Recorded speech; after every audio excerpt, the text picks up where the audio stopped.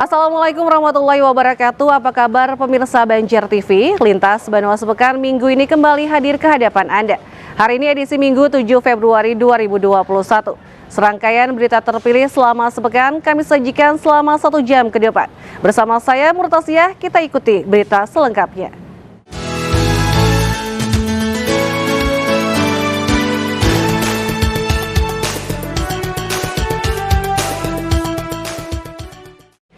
Pemirsa, gesekan yang terjadi antara nelayan luar daerah dengan nelayan lokal di perairan Kalimantan Selatan merupakan pekerjaan rumah yang harus menjadi perhatian serius pemerintah daerah.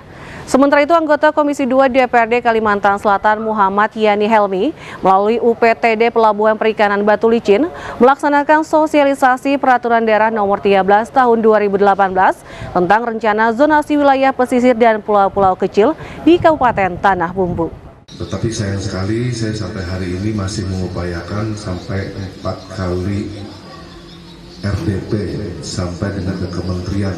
Saya usulkan kemarin ke permasalahan tersebut tentang gesekan yang terjadi antara nelayan luar daerah dengan nelayan lokal di perairan Kalimantan Selatan merupakan pekerjaan rumah atau PR yang harus menjadi perhatian serius bagi pemerintah daerah. Melihat kondisi itu, anggota Komisi 2 DPRD Kalimantan Selatan, Muhammad Yani Helmi mengaku telah beberapa kali menggelar rapat dengar pendapat bersama para nelayan serta stakeholder terkait. Para nelayan lokal mengeluhkan terkait permasalahan dengan nelayan luar yang sering menggunakan alat tangkap cantrang.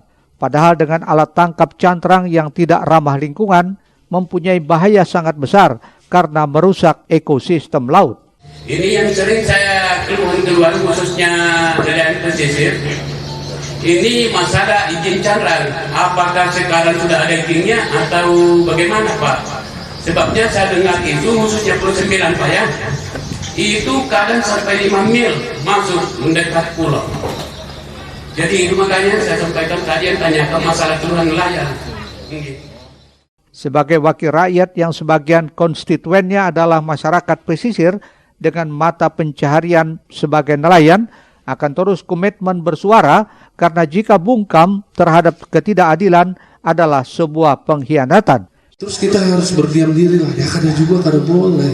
Paling enggak ada beberapa hal yang bisa saya lakukan adalah satu, terus bersuara, kedua berdoa, itu aja Pak. Jangan sampai sebagai wakil rakyat itu berdiam diri ketika masyarakat, mohon maaf ya, terhinakan di laut kita sendiri. Sementara itu, pelaksana tugas Kepala Pelabuhan Perikanan Batu Licin Sarwani mengaku gesekan yang sering terjadi ini karena masih minimnya perangkat pengawasan sehingga masih terdapat kapal besar yang melaut di perairan Kalimantan Selatan. Untuk itu, nelayan dengan kapal besar yang menggunakan alat tangkap cantrang seharusnya dapat menyesuaikan dengan aturan kementerian, yakni harus beroperasi di wilayah domisili administrasinya. Lokal ini sehingga terjadi gesekan nih, Pak. Jadi memang terkait dengan gesekan antar nelayan kita, sebenarnya selain memang perbaikan dari sisi perangkat pengawasan ya, misalkan dari sisi armada pengawasnya ataupun SDM-nya, juga sebenarnya yang paling penting kita adalah apa? Lebih mengutamakan kearifan lokal sebenarnya. Kenapa? Karena nelayan luar, misalkan terutama yang masih bisa bersahabat dengan kita kan adalah nelayan-nelayan yang menggunakan alat pursen atau pukat cincin ya. Nah, jadi itu artinya tidak terlalu bersinggungan dengan kita dan ikan-ikannya pun dijual di daerah kita gitu.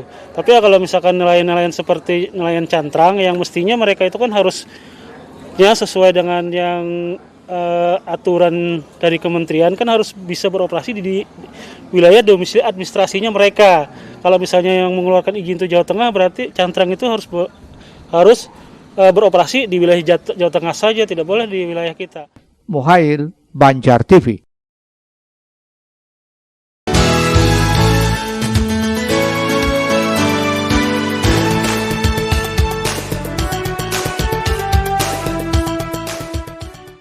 Langsung saja kita sapa selamat datang kepada Paman Yani Yani yang kita kenal dengan paman kita bersama. Assalamualaikum. Anggota Komisi 2 DPRD Kalsel Muhammad Yani Helmi menggelar sosialisasi peraturan daerah Perda tentang zonasi wilayah pesisir dan pulau-pulau kecil di Kabupaten Tanah Bumbu. Menurut Paman Yani, sosialisasi Perda nomor 13 tahun 2018 ini penting dilaksanakan agar masyarakat paham, terutama para pekerja di sektor perikanan. Pasalnya, jika masyarakat mengerti dan paham dengan peraturan zonasi wilayah pesisir dan pulau-pulau kecil, maka akan mempermudah para nelayan dalam beraktivitas. Sebagaimana yang tertuang dalam pasal 5 pada bab 3 Perda ini, antara lain mempunyai tujuan untuk mewujudkan keterpaduan pola ruang laut dan darat yang efisien dan berkelanjutan guna mendukung pengembangan wilayah perdagangan dan jasa berbasis industri maritim, kemudian melindungi, mengkonservasi, merehabilitasi, memanfaatkan dan memperkaya sumber daya pesisir dan laut, serta sistem ekologisnya secara berkelanjutan. Tidak kalah penting, tujuan dari Perda ini adalah memulihkan dan menjamin hak dan kewajiban masyarakat dalam mengelola sumber daya wilayah pesisir laut dan pulau-pulau kecil secara berkelanjutan. Tujuan akhirnya tidak lain agar ekonomi berjalan dengan baik, pelabuhan beroperasi dengan lancar, harga ikan bagus, dan BBM murah. Dalam kesempatan ini kita sampaikan sosialisasi Perda ini, terus itu masyarakat memahami dan juga mengerti apa yang kita inginkan melalui Perda ini gitu. Ini kan semuanya kan untuk rakyat. Mereka bisa bekerja dengan baik, mereka sandar di pelabuhan ada fasilitasinya, mereka bisa menjual ikannya dengan baik ya. Terus itu ekonomi berjalan. Sementara itu PLT Kepala Pelabuhan Perikanan Batu Licin Kabupaten Tanah Bumbu Sarwani menyatakan dengan sosialisasi ini diharapkan segala aktivitas yang ada di pelabuhan perikanan serta sektor perikanan pada umumnya mempunyai arah yang jelas. Kali ditunjang oleh fasilitas, jadi baik fasilitas pokok ya, fasilitas pokok ini adalah dermaga, kemudian fasilitas fungsional lainnya seperti SPBN ya, kemudian juga pabrik es. Nah, memang untuk yang keduanya itu, yang seperti ketiganya ya kalau termasuk tadi itu dengan fasilitas pokok ini dermaga kita sudah di situ sini ini sudah banyak mengalami kerusakan sehingga memang perlu adanya rehabilitasi dermaganya, atau kalau memang memungkinkan sekali karena memang kita operasionalnya cukup tinggi ya, operasional maksudnya itu operasional produktivitasnya cukup tinggi. Muhail, Banjar TV.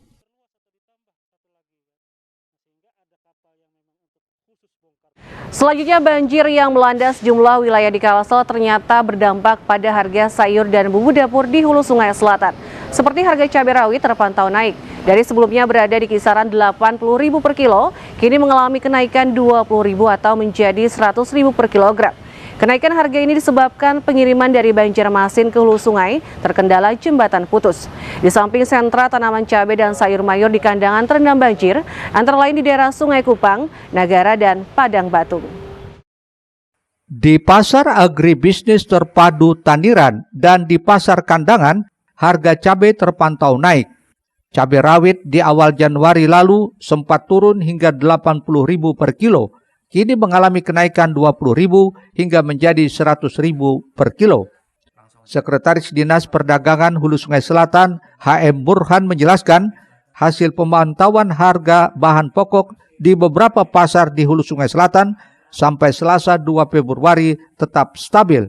Ada yang mengalami penurunan seperti cabai merah besar, pekan lalu sekitar Rp80.000 per kilogram, kini turun menjadi Rp70.000. Telur ayam ras Rp40.000 turun menjadi Rp29.000 per kilogram.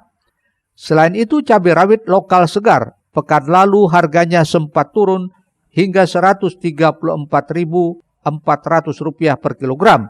Kini mengalami kenaikan Rp5.600 hingga menjadi Rp140.000 per kilogram. Di Kandangan Hulu Sungai Selatan, beberapa jenis cabai lainnya tampaknya juga mengalami kenaikan harga. Bersamaan dengan itu, sayuran lokal seperti bayam, kacang panjang, tomat, terong, timun, dan lainnya ikut mengalami lonjakan harga Diduga karena banjir juga melanda daerah sentra produksinya. Dari Januari sampai akhir Januari itu ada kenaikan menjadi 100.000. Dari informasi para pedagang, ini diakibatkan oleh curah hujan yang cukup tinggi, sehingga tanaman-tanaman cabai rawit itu ada yang mengalami beberapa kerusakan tanaman, sehingga produksinya menurun. Nah, dengan demikian maka di pasaran terpantau pada hari ini harga dari akhir Januari sampai Februari ini masih tetap harga di kisaran 100.000 per kilogram. Salah satu pedagang sembako di Pasar Kandangan, Rasid, menyatakan kenaikan harga bahan pokok ini disebabkan pengiriman dari Banjarmasin ke hulu sungai terkendala jembatan putus. Di samping sentra tanaman cabai dan sayur mayur di Kandangan terendam banjir, antara lain di daerah Sungai Kupang, Negara, dan Padang Batu. Tergantung dari orang yang membagi, yang membawa dari Banjar. Karena kendala banjir lah. Iya. Hubungan dengan kendala banjir. Jadi transportasi. Alasannya transportasinya sulit. Menyeberang jembatan putus. Sedangkan di sana kalau muatan banyak diturunkan dulu, baru nanti diambil kembali. Jadi ongkos menurun naikkan itu mahal jebuhannya, jebuhan pengangkutan lah. Harapannya dalam 2 minggu ke depan, harga cabai dan sayur mayur di hulu Sungai Selatan mulai normal kembali. Abdiansyah, Kandangan, untuk Banjar TV. Pemirsa, presentasi jumlah nakes yang melaksanakan vaksin masih di angka 19% sampai dengan akhir Januari ini.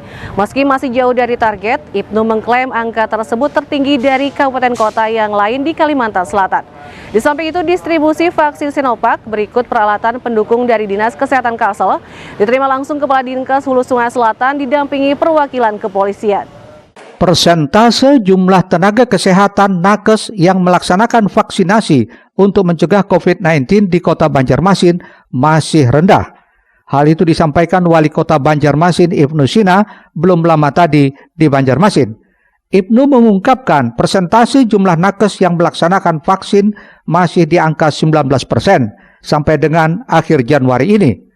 Meski masih jauh dari target, Ibnu mengklaim angka tersebut tertinggi dari kabupaten kota yang lain di Kalimantan Selatan. Ya, pencapaiannya hampir 20% ya, 19, sekian.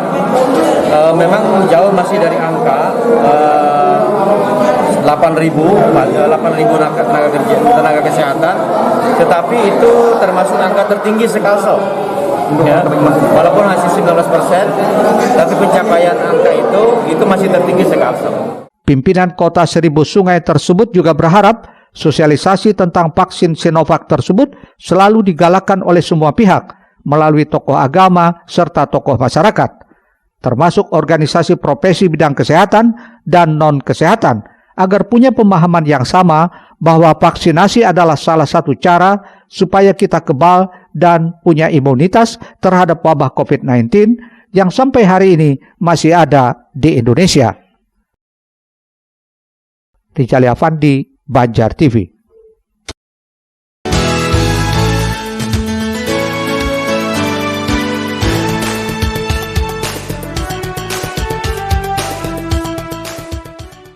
Sebanyak 3.600 dosis vaksin Sinovac untuk Kabupaten Hulu Sungai Selatan. Rencananya pemberian vaksinnya akan dibagi menjadi 2 tahap. Untuk tahap awal untuk sejumlah tenaga kesehatan bersama 10 pejabat publik setempat.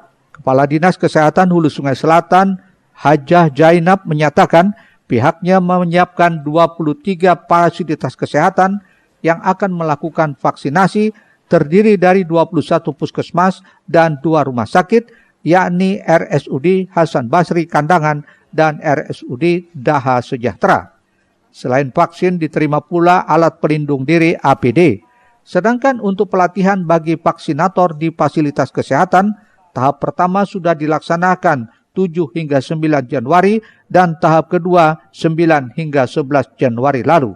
Yang daftar ini yang pertama vaksin sejumlah 3.600, kuotanya ini untuk 2 kali suntik. Kemudian APD, jarum suntiknya, terus kalau terjadi sesuatu, sama buku petunjuknya. Kalau pelaksanaan sendiri untuk vaksinasi itu? Rencana kan kita akan distribusikan dulu ke puskesmas-puskesmas sesuai dengan jumlah yang akan dilakukan vaksinasi. Insya Allah akan ada seremonial untuk 10 pejabat di Kabupaten Hulu Sungai Selatan. Setelah itu diikuti dengan nakes di puskesmas, di masing-masing puskesmas. Sementara Kabak Operasi Polres Hulu Sungai Selatan, AKP Agus Sugianto menyatakan aparat kepolisian mendukung penuh dengan mengawal pelaksanaan vaksin ini. Hal ini dilakukan tidak hanya saat pendistribusian, namun juga saat pelaksanaan vaksin di lapangan nanti. Sebanyak 110 orang personil dari Polres dan di backup pula dari Polda Kalsel dan Brimob siap menjaga 1 kali 24 jam dengan 3 orang personil secara bergantian. Pengamanan vaksin COVID-19 ini kita melakukan pengamanan dan pengawalan secara maksimal. Untuk personil yang kita terjunkan sebanyak 110 orang, juga ditambah dengan personil dari Polda Kalsel dan dari Brimobda Polda Kalsel. Yang mana pengamanan kita mulai dari pengawalan, kedatangan, kemudian di tempat penyimpanan kita jaga 1 kali 24 jam, kemudian nantinya penyaluran ke 21 Yankes. Nantinya akan dijadwalkan oleh Dinas Kesehatan dari Kabupaten, akan kita amalkan dan kawal, dan saat pelaksanaan vaksin juga akan kita lakukan pengamanan. Sesuai agenda rencana pemberian vaksin Sinovac untuk warga Hulu Sungai Selatan ini dilaksanakan secara serentak pada 1 dan 2 Februari 2021. Abdiansah Kandangan untuk Banjar TV.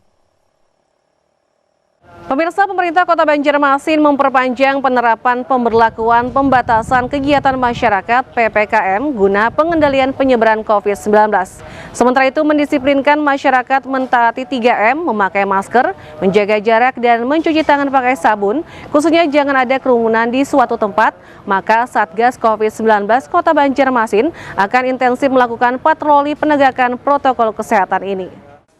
Pemerintah Kota Banjarmasin kembali memperpanjang penerapan pemberlakuan pembatasan kegiatan masyarakat PPKM guna pengendalian penyebaran COVID-19 di wilayah ini. Perpanjangan PPKM tersebut dilakukan untuk 7 hari ke depan, sebab pada tanggal 2 Februari PPKM sudah berakhir. Ini disampaikan Wali Kota Ibnu Sina saat di gedung DPRD Kota beberapa waktu lalu. Pusat perbelanjaan atau mall, ya mall atau pusat perbelanjaan modern itu sampai jam 10 malam. Jadi kalau ada apa lagi? Akan ada ya patroli dan termasuk sosialisasi lagi. Karena ini kan sempat kita jeda 1 minggu. Oke. Per hari ini berapa? Untuk 1 minggu ke depan. Menurut Ibnu Sina, Banjarmasin masih harus mengetatkan pengendalian penyebaran COVID-19. Karenanya pengetatan aktivitas masyarakat juga harus dilakukan. Seperti pada aturan PPKM ini, tempat hiburan, rumah makan atau restoran, hingga mal dan lainnya hanya boleh buka sampai pukul 22 WITA. Ini dilakukan sesuai arahan Gubernur Kalsel, juga arahan Presiden RI, guna pengendalian penyebaran COVID-19 yang belum juga melandai secara nasional. Murtasia, Banjar TV.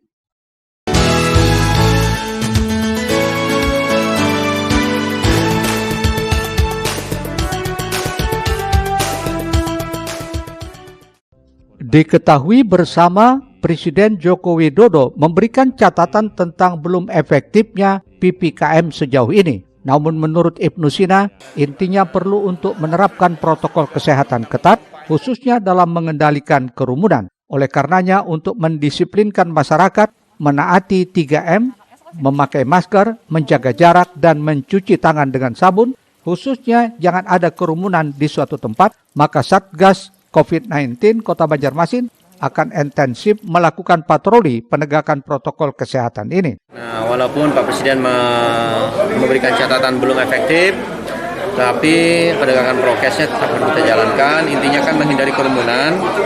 Dan untuk pemberlakuan di Banjarmasin sama dengan prokes 3M atau 4M.